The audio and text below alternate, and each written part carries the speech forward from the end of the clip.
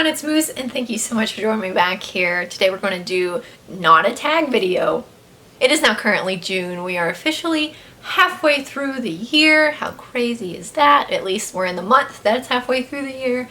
Nuts. I feel like this year has flown by. But considering we are halfway through the year, I am kind of looking at my goals, looking at my stats, seeing what's up, and today I want to talk about some of my favorite books that I have read thus far in 2021. I don't know how many will be on this list. I'm just going to talk about the ones that I really enjoyed, that I really liked, that were some of my favorites, and we'll see how many we come up with. As of right now, I'm going to my Goodreads. I have read 38 books this year so far. So my goal this year is 60. I'm currently 12 books ahead of schedule. There's no reason I should not meet my goal this year. I will hopefully far exceed that. I do know I have some stuff coming up towards the end of the year that might hinder that a little bit, just in my personal life, but maybe I'll hit my goal before we even get to that point. So yeah, 38 books to choose from. Some of these were rereads, but let's get into it. First book I'm going to mention is An Ember in the Ashes by Sabaa Tahir. I don't know. I'm sorry if I mispronounce your names. But yeah, this book is highly praised here on BookTube, and I finally get it. I've had this series, kind of. I've had the second book on my TBR shelf for years. I just recently, last year, bought the first book and finally got around to reading it. And boy, was it good. I haven't finished or continued on with the series yet, but it's good, and I definitely think it deserves the hype. Second book I want to talk about. Listen, I've raved about this book here on my channel before, and I don't think I can rave about it enough. It's The Rage of Dragons by Evan Winter. Boy, listen. If you're a fantasy fan, there's no reason you shouldn't read this. If you're kind of a high fantasy fan, let me put it that way. If you're looking for the general YA, just kind of get by fantasy, this is not it. This is a revenge fantasy. It's an adult fantasy, and I would definitely consider it a high fantasy. It's a completely different new world. Caste systems, magic systems. There is a lot of fighting, a lot of gore, descriptions of people being ripped apart, their faces torn off, their flesh ripped in half. There's a lot, but it's so good, and I don't want to give spoilers other than to say it's a revenge story.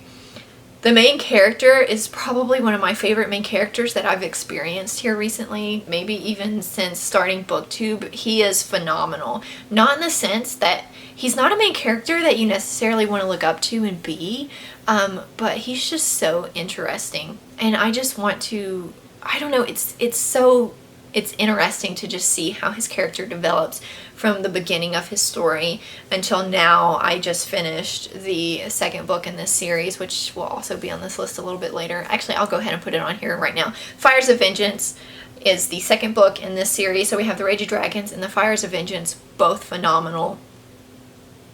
Phenomenal. Yeah, I think that's it. I don't want to spoil it. If you're looking for an adult fantasy, you like high fantasies, you don't mind a little bit of gore and stuff like that, you like caste systems, you like people kind of trying to rebel against their caste system, this is it. Especially if you want an interesting protagonist who's kind of an antagonist at the same time. Next, I want to talk about another series I have From Blood and Ash, A Kingdom of Flesh and Fire, and The Crown of Gilded Bones. I read all of these on Libby. No, I take that back. I read the first two on Libby, and I bought the third one because it was coming out, and I really wanted to read it like when it came out. The series is quite popular here on BookTube. I didn't know it was a series to begin with. I saw a lot of people raving about From Blood and Ash. I put a hold on Libby. It became available. I read it. I was like, wow, that was really good. There has to be another one.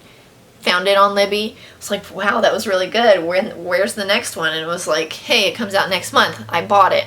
I did a reading vlog on the last one if you want to check it out and get more in-depth reviews and thoughts. But to sum it up, YA fantasy, this girl is kind of, is she the chosen trope? She's kind of the chosen trope in kind of a different way. She's raised and grown up thinking that she is this chosen one. She doesn't really know exactly what for. There is kind of the broody male antagonist that's really a protagonist. Really gives me Reese vibes. This is, yeah, it gives me A Court of Thorns and Roses vibes. Hardcore. I don't want to spoil the whole series, but yeah. Chosen trope girl meets broody guy. They're not supposed to be together. Are they going to be together though?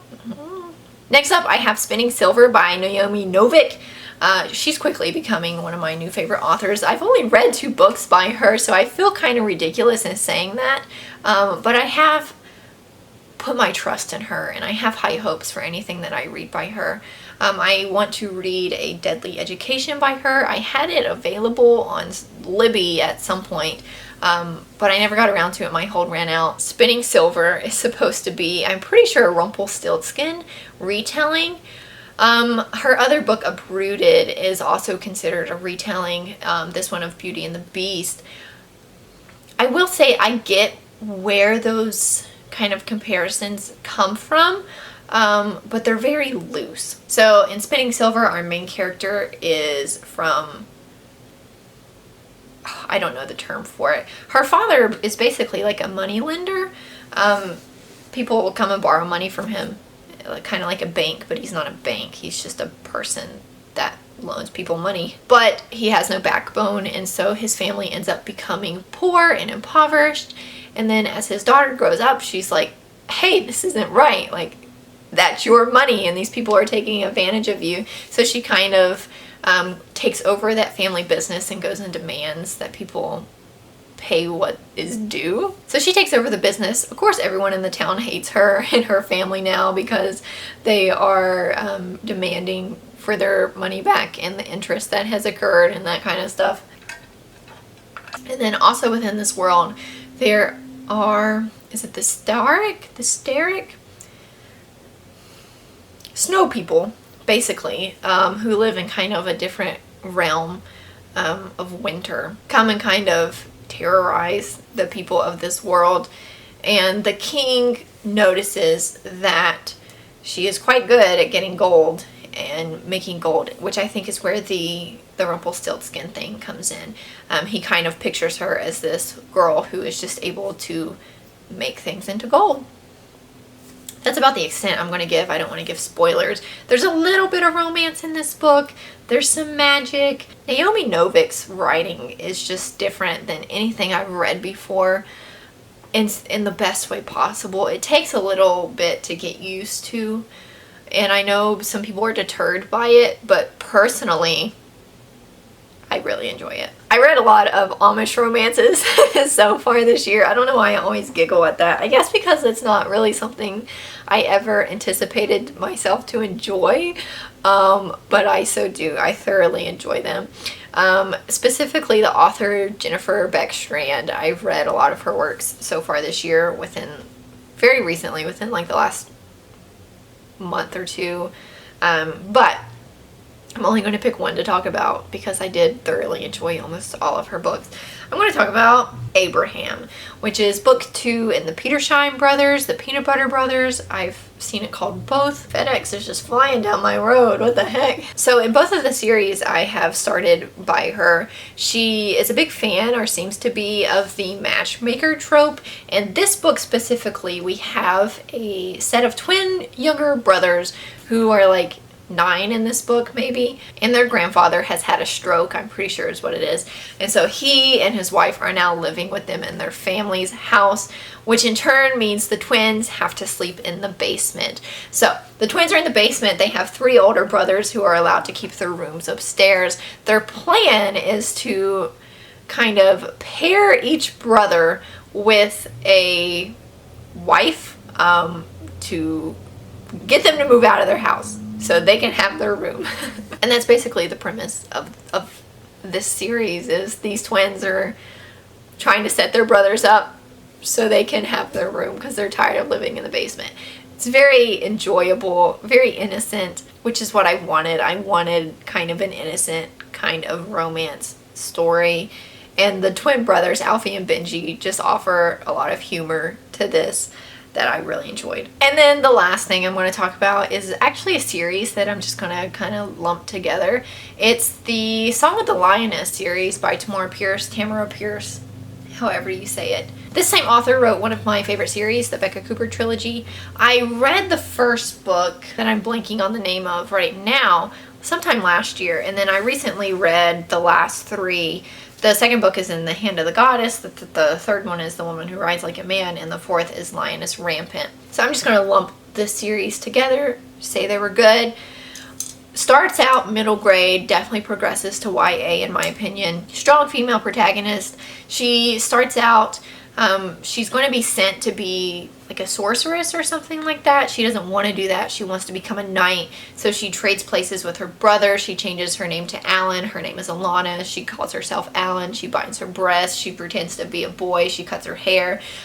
Also, she can become a knight. She eventually, lo and behold, becomes a knight. There's some romance elements in there interspersed. I'm not going to ruin all of the main plot lines because this is a whole series. But yes, if you're looking for kind of a growth in character, a girl who struggles with being a girl in a man's world, excellent. I really enjoyed these. So yeah, those are some of my favorite books so far for 2021. I have high hopes for 2021. Am I going to find like a complete new favorite? Yes, actually already. The Rage of Dragons is phenomenal. So yeah, actually I have found some new favorites. They're great. I plan on buying those for my personal collection actually. I have stopped buying books just to read them. I read a lot digitally now, whether on Scribd or Libby, and then if I really enjoy a book and I want it for myself, I'll buy it for my collection. So I do plan on buying that one. I'll probably buy Spinning Silver as well, just because I enjoy Naomi Novik. I know I want to reread some things towards the end of 2021. I don't know if I'll find any more new favorites this year, but I'm happy to say I've found some new favorites already, so we're doing good. And I'm ahead of my goal by quite a lot, actually, so. Anyways, thank you guys so much for watching this video. If you liked it, be sure to subscribe down below and leave a comment. Let me know how your reading is going for 2021. I hope it's going well. If it's not, don't give up. We're only halfway through the year. You still have another half to get it going. Also, let me know if you found any new favorites this year and if you think they can maybe be one of my new favorites. You guys are awesome. I am so thankful for you. And we'll be back here next time, guys. See ya!